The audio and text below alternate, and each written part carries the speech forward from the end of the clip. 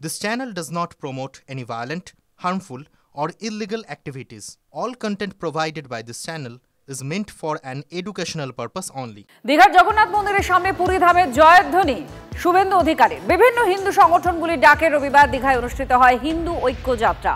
মিছিল দীঘার জগন্নাথ মন্দিরের কাছে পৌঁছতেই পুরীর জগন্নাথ মন্দিরের নামে জয়ধ্বনি দিতে থাকেন বিরোধী দলনেতা। বাইপাস বিবেকানন্দ মূর্তি থেকে নিউ দীঘার যুব আবাস পর্যন্ত এই মিছিলে পা মেলান সাধু সন্তরাও।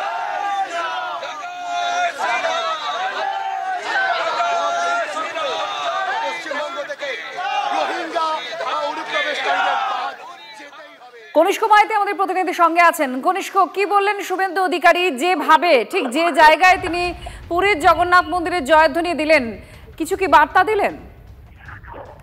দেখো, আপনি মূলত মুখ্যমন্ত্রী মমতা বন্দ্যোপাধ্যায় হাত ধরে দীঘার যে জগন্নাথ ধামের উদ্বোধন হয়েছিল, ফলে সেই জায়গাতে মুখ্যমন্ত্রী হাত ধরে কার্যত দীঘা সৈকত শহর অপবিত্র হয়েছে বলে এমনটাই অভিযোগ করলেন দীঘার বুকে দাঁড়িয়ে রাজ্যের বিরোধী দলনেতা শুভেন্দু অধিকারী। এবং কোথাও না কোথাও এই যে দীঘার যে জগন্নাথ ধাম, সেই জগন্নাথ ধামকে তৈরি নিয়ে যে ধরনের কারচুপি করেছে বর্তমান সরকার, সেটা নিয়ে তিনি খোলসা করেন। তার পাশাপাশি কিন্তু জগন্নাথ ধামের সামনে যখন এই যে হিন্দু সুরক্ষা বা হিন্দু ঐক্য যাত্রা যখন পৌঁছয়, তখন কার্যত বিরোধী দলনেতার যে শারীরিক ভঙ্গিমা, সেটা কিন্তু অনেকটাই পরিবর্তন হয়। এবং জগন্নাথ ধামের মূল গেটে অর্থাৎ 6 নম্বর গেটের সামনে আসতেই তিনি কিন্তু সরাসরি পুরী ধামের জয়ধ্বনি দিতে থাকেন।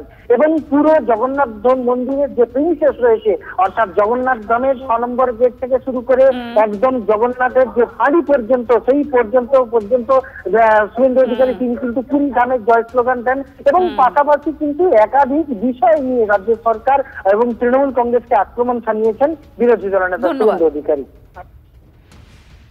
দীঘার জগন্নাথ ধামকে নিয়ে তিনি বিভিন্নভাবে কটূক্তি করেছেন, বিভিন্নভাবে অপপ্রচার করেছেন। মমতা বন্দ্যোপাধ্যায়ের নামেও বিভিন্ন সময় তিনি দীঘা জগন্নাথ ধামকে নিয়ে বিভিন্ন রকম উক্তি করেছেন। কিন্তু প্রভু জগন্নাথ দেবের এমন সৃষ্টি যে ঠিক সেই জগন্নাথ ধামের সামনে দিয়েই শুভেন্দুকে মিছিল করতে হলো। লুকিয়ে লুকিয়ে মনস্কামনা ছিল যে দীঘার জগন্নাথ ধামটা ইচ্ছে থাকলেও দর্শন হচ্ছিল না, এই মিছিলের ফাঁকে সেই দর্শনটাও শুভেন্দুবাবু করে নিয়েছেন।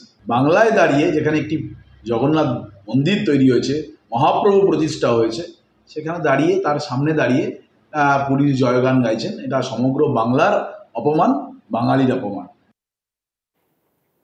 দুষ্কৃতীরা ছুড়ল পাথর আর তাতে আহত হলো রেলযাত্রী। বারুইপুরের মল্লিকপুর স্টেশন চত্বরে এই ঘটনা ঘটেছে। মল্লিকপুর স্টেশনে ঢোকার আগেই আপ নামখানা লোকালের গেটের কাছে দাঁড়িয়েছিলেন মিঠুন মণ্ডল নামে ওই যাত্রী।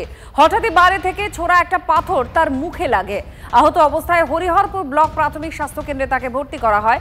রেল কর্মীদের বিরুদ্ধে অসহযোগিতার অভিযোগ তুলছেন। রেল যাত্রীদের নিরাপত্তা আরো জোরদার করার দাবি জানিয়েছে আহতের পরিবার। আগ্নেয়াস্ত্র দেখিয়ে ব্যবসায়ীর কাছ থেকে লক্ষাধিক টাকা ছিনতাইয়ের অভিযোগ উঠল। সোনারপুরের হরিনাভির নয়া ঐক্য ক্লাবের সামনের এই ঘটনায় ব্যাপক উত্তেজনা ছড়ায়। দুটি বাইকে করে এসে ব্যবসায়ীর থেকে টাকা ছিনিয়ে চম্পট দেয় 6 জন।